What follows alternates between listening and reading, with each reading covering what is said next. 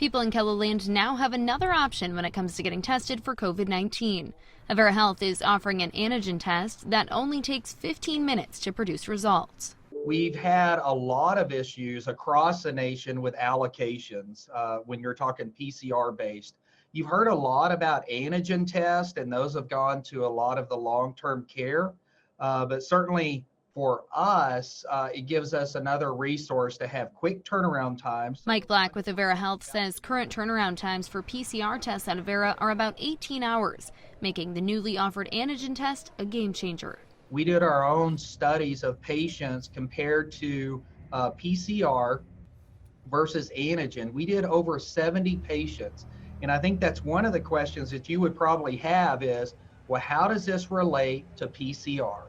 Well, the antigen test that we're talking about today is very, very good. Avera Collection Site Administrator Eric Felderman says the collection site is at Avera on South Minnesota Avenue, and patients must meet a certain criteria before receiving the test. You have to be greater than 5 years of age. You have to be actively symptomatic. And as Mike alluded to, that's between 0 days and 12 days new onset of symptoms.